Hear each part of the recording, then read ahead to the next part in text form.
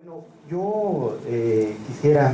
una vez más agradecer la oportunidad de poder encontrarnos aquí. Han pasado 10 años desde la primera vez que empezamos este seminario, como muy atinadamente recordaba Andrés hace unos momentos, pues en el salón de la biblioteca, allí tuvimos la reunión, tuvieron las presentaciones, y pues ahora, después de tantos seminarios, de tantas discusiones, pues Mario me proponía pues una tarea realmente titánica, que es el de hacer una revisión de la arqueología que se ha hecho en particular en el seminario de la Gran Chichimeca, y sobre todo de la arqueología que hemos hecho a lo largo de mucho tiempo una gran comunidad de investigadores. Esto es una tarea titánica, esto es una cuestión muy difícil, y sin embargo yo creo que es algo que se tiene que hacer, y me congratulo muchísimo de que la doctora Mariaretti haya presentado este trabajo sobre las representaciones del arte en piedra aquí en Momax, porque sirve perfectamente para introducir a esta plática sobre la complejidad de lo que nosotros ya podríamos llamar la arqueología de la Gran Chichimeca o de la Mesoamérica septentrional. Es muy complejo, es muy difícil, precisamente porque se nos antepone una imagen poderosa que es la del cazador-recolector que conocieron los invasores europeos del siglo XVI, y que precisamente vienen a estas nociones que ya la doctora Elisa Cárdenas mencionaba en la mesa anterior, estas nociones sobre el salvajismo, estas imágenes sobre los conceptos acerca del atraso, la barbarie, y precisamente Mariaretti, en uno de los trabajos que presenta aquí en este seminario, pues una de las cosas que va a abordar es precisamente estas imágenes que existen dentro de la literatura mesoamericana acerca de cómo hay una tradición en la que se habla de que el proceso civilizatorio pasa por los antepasados chichimecas, y precisamente cómo esto se antepone ante la otra idea, que es el del chichimeca bárbaro que se encuentra en esas tierras. Yo me permití escribir algunas reflexiones acerca de esto. Trataré de ser lo más breve posible. Son algunas ideas que me surgieron precisamente a partir de esta sugerencia de hacer una revisión, un balance de lo que ha sido la arqueología dentro de este seminario, y como muy atinadamente señalaba Mariaretti, ha corrido sangre de muchos investigadores antes y seguirá corriendo, por lo cual anticipadamente pido disculpas por las omisiones o por las imprecisiones en las que puede incurrir, pero trataré de hacer lo más o menos posible y lo más corto y breve este comentario. Escribir sobre la arqueología de un objeto, un sitio, una situación, es una tarea grata y un ejercicio intelectual sumamente satisfactorio, amén de representar un considerable esfuerzo. Ya no se diga de tratar de hablar de la arqueología de la Gran Chichimeca, lo cual a todas luces es una tarea propia de una comunidad y no de un solitario académico. Sin embargo, cuando nuestros queridos amigos del seminario me proponen realizar un recuento de los trabajos y del estado de la investigación en la Gran Chichimeca, vi una oportunidad para discutir los procesos históricos que han tenido lugar en el norte y el occidente de México y revisar nuestros propios conceptos teóricos en una discusión que ha sido llevada a cabo por destacados investigadores y que lleva años realizándose, y felizmente, en el caso del Seminario Permanente de la Gran Chichimeca, 10 años de reuniones ininterrumpidas y muy fructíferas. La primera reunión, celebrada aquí mismo en Colotlán, la discusión de arqueología fue llevada por las doctoras Beatriz Brandt y Mariaretti Hertz, y nadie mejor para discutir la arqueología de la Gran Chichimeca que las mencionadas investigadoras, reconocidas por los alcances de sus enfoques metodológicos y sus posturas teóricas.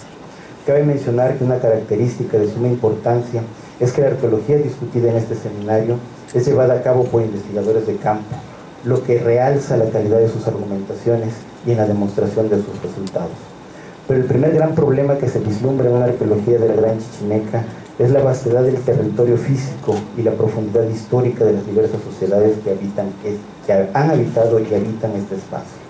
El segundo gran problema es cómo discutimos esta vastedad de las llanuras, las sierras y del tiempo social en la Gran Chichimeca. Como ya sabemos, se trata de una discusión ya clásica, la del proceso civilizatorio y sus consecuencias. Ahora bien, es precisamente un concepto clásico de la antropología mexicana el que más ruido mete desde mi perspectiva en la comprensión de la Gran Chichimeca. Me estoy refiriendo al concepto de Mesoamérica. Y resulta muy interesante ver que insistimos en contrastar el concepto de Mesoamérica con los descubrimientos en la Chichimeca, lo cual evidentemente complejiza la discusión. La definición de Kirchhoff sobre Mesoamérica, definiendo límites físicos y rasgos culturales, ha sido revisada en incontables ocasiones por investigadores y teóricos con diversos enfoques. Matos Moctezuma, en una revisión del concepto, ya señalaba que el sabio Otón de Mendizábal notaba una similitud entre los constructores de pirámides del sur de México, entre sus paisajes y sus ideas culturales. De alguna manera, para Matos, esta revisión temprana da pie a las ideas que luego iba a sistematizar Kirchhoff, pero no deja de anotar que este concepto carece de jerarquización de los rasgos culturales, necesario para comprender el grado de complejidad alcanzado por cada sociedad en general y su interrelación con las sociedades contemporáneas a ella. Y tiene un límite temporal muy específico. El mismo Kirchhoff anotaba la necesidad de discutir críticamente el concepto que él creó, pero a lo largo de la historia de la arqueología mexicana hemos visto que el concepto de Mesoamérica llegó para quedarse y discutirse poco. Por ello resulta estimulante escuchar a la doctora Braniff en aquella primera reunión, cuando en este seminario discutió sobre las fronteras oscilantes de Mesoamérica y la necesidad de profundizar en la historia de la Chichimeca, territorio que ella define como el norte y el occidente de México, negándose a usar conceptos derivados de la división forzada de este territorio por la frontera México-norteamericana del Tratado de Guadalupe Hidalgo. Una de las ideas más interesantes de la doctora Braniff es precisamente que estas fronteras se retraen o se expanden dependiendo del dinamismo de las sociedades que se encuentran presentes en ella. Pero creo que hace algunas consideraciones que debemos tener muy en cuenta. Por ejemplo, que el paisaje y las condiciones climáticas inciden en rasgos propiamente culturales y definitorios de Mesoamérica en el norte y el occidente de México, por ejemplo, la agricultura de temporal. Por ello es que la doctora Braniff utiliza el concepto de Mesoamérica septentrional, término afortunado, para describir esta amplia región que marca las transiciones y oscilaciones entre Mesoamérica y el noroccidente mexicano. Y viene el problema de las altas civilizaciones, sociedades hegemónicas que se enseñorean en el centro de México y se expanden hasta el sur o el norte dependiendo de su empuje y ambiciones, desde luego de contar con la fuerza política y militar necesaria para ello.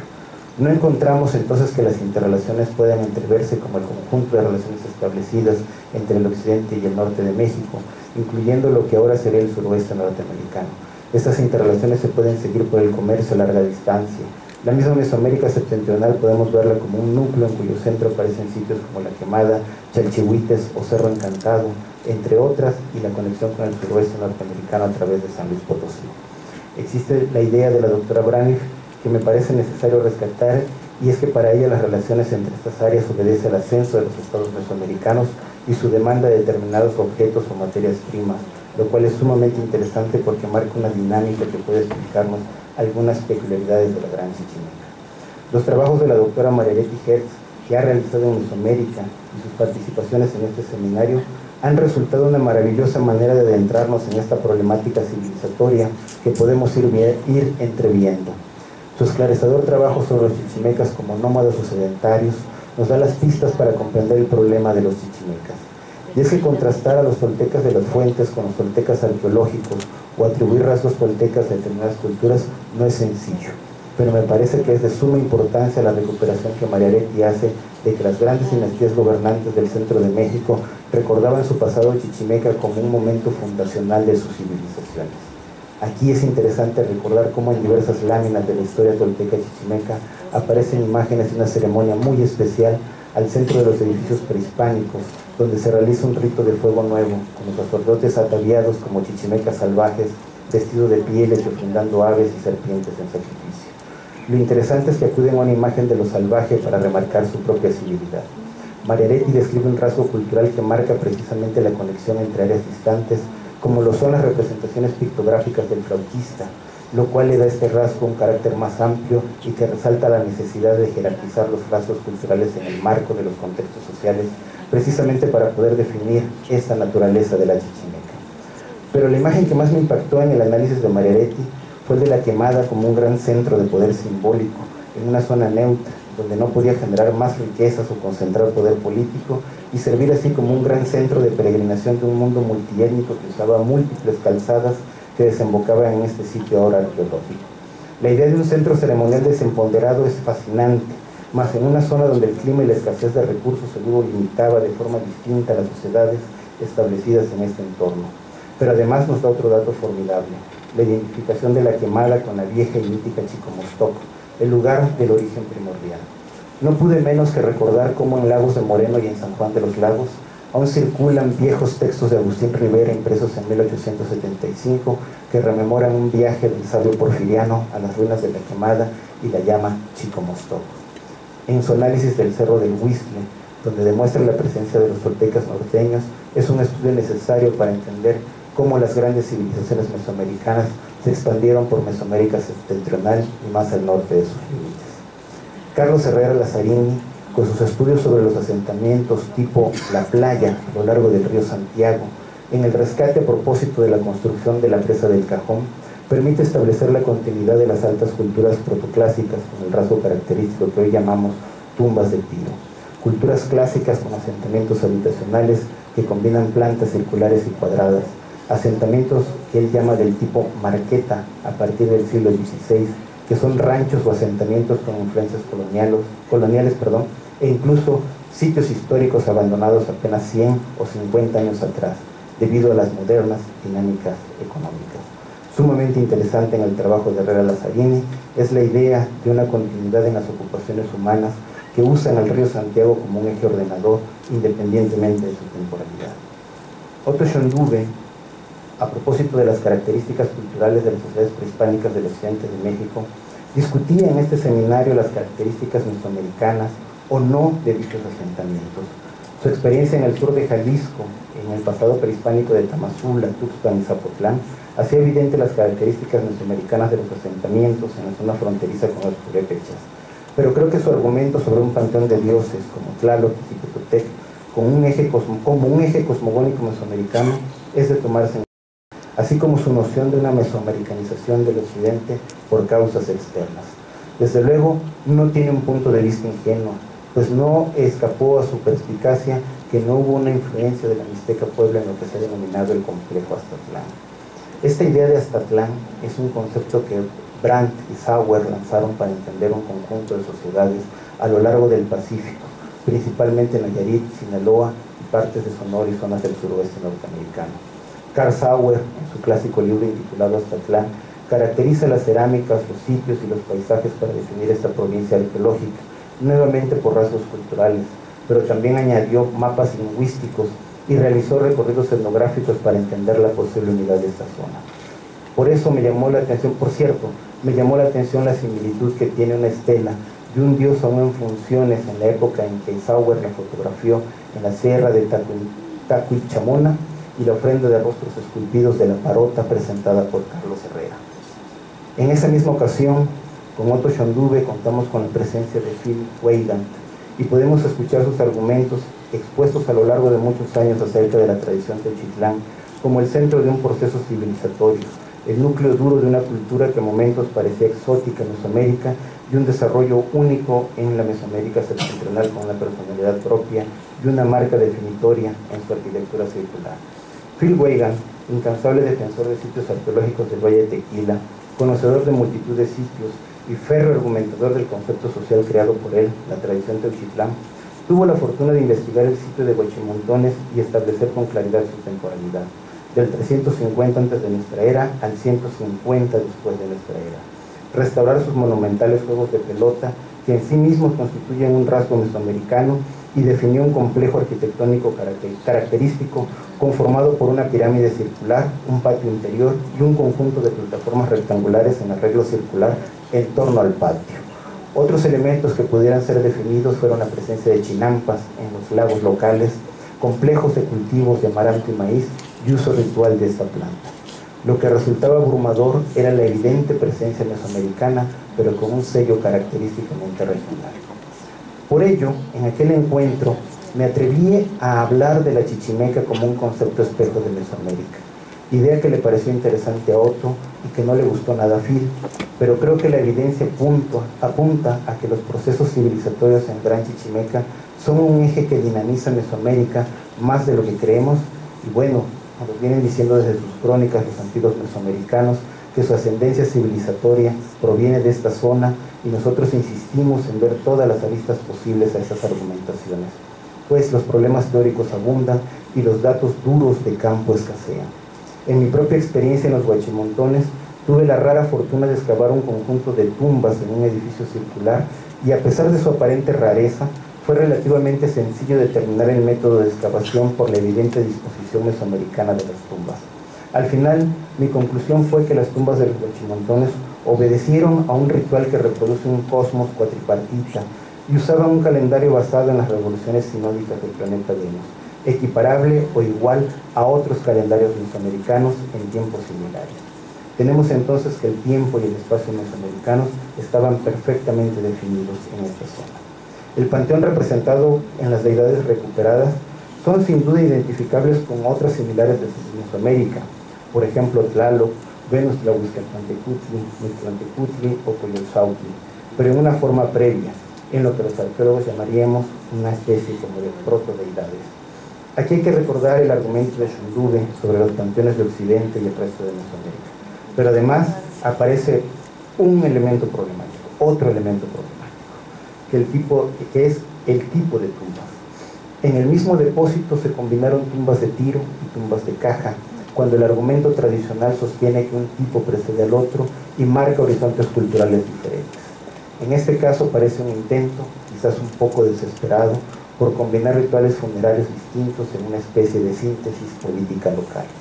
A lo mejor el argumento de Weigand sobre un centro civilizador que irradia a la tradición Teuchitlán debe ser combinado con las investigaciones de Teresa Cabrero y Carlos López de la cultura de Bolaños, al menos la de Pochoquitán, con edificios circulares y disposición idéntica a los de los Huachimontones, que son los que generan los elementos culturales de esta tradición en los siglos posteriores al abandono de los Huachimontones. Habría que preguntarse si el abandono temprano de los Huachimontones en el siglo II de nuestra era fue y se debió a que continuó un funcionamiento de una tradición idéntica en Bolaños muchos siglos después, lo que constituye una prueba de una zona de refugio de una tradición cultural obligada a retirarse a lo recóndito de la sierra. Tradición cultural Teuchitlán, cultura de Bolaños, civilización chalchiviteña, toltecas del norte, complejo Azcatlán, la gran ciudad de la Quemada o la vieja y mítica Chicomostoc, asentamientos prehispánicos del río Santiago, son algunos de los aspectos que debemos observar de la arqueología de la Mesoamérica septentrional y de la Gran Chichimeca. Vale la pena considerar algunas investigaciones en proceso en nuestras cercanías. A poca distancia de aquí de Colotlán, en Teúl de González Ortega, los arqueólogos Laura Solar, Enrique García y Peter Jiménez Betz exploran el sitio arqueológico del Cerro del Teúl, al que dan una larga ocupación y lo consideran una capital principal de los Cascanes, pues los españoles lo encontraron aún en dicha función. El sitio se remonta al momento de las tumbas de Tiro de los primeros 5 siglos de nuestra era, y ellos se encuentran en correspondencia con los sitios contemporáneos explorados por López y Cabrera en Bolaños. Pero la fase mejor representada es la del Epiclásico y señalan relaciones evidentes con los Altos de Jalisco, región que sigue constituyendo un problema a resolver. En esta zona, la arqueóloga Lorenza López Mestas está iniciando los trabajos de exploración de la mesita de Santa Teresa, con lo cual retoma los estudios de la zona que ya había realizado en los años 90 del siglo pasado. En la mesita hay patios hundidos y al menos un edificio circular, pero parece que el sitio debe corresponderse a un momento de conexión con la Mesoamérica post-teotihuacana. Sin duda, debe de corresponderse al menos con las culturas de la cuenca de Bolaños y con el Bajío, donde no podemos perder de vista sitios como Peralta o el Cóporo. El Epiclásico parece ser una etapa complicada de explicar porque puede marcar reacomodos políticos que pueden expresarse en las contracciones o expansiones de la frontera mesoamericana, como lo apuntaba la doctora Brander.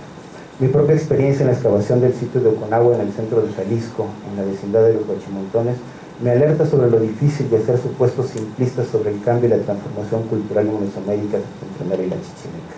Parecía en ese entonces que la tradición Teuchitlán la reemplazó una poderosa tradición de gigantescos edificios y por lo tanto de fuerte presencia política. Pero no parece tal, más parecía una suma de grandes plataformas administrativas y ceremoniales que al sumarse a lo largo del tiempo dan como resultado la impresión de encontrarnos ante un solo edificio de grandes proporciones. Diré el lugar común: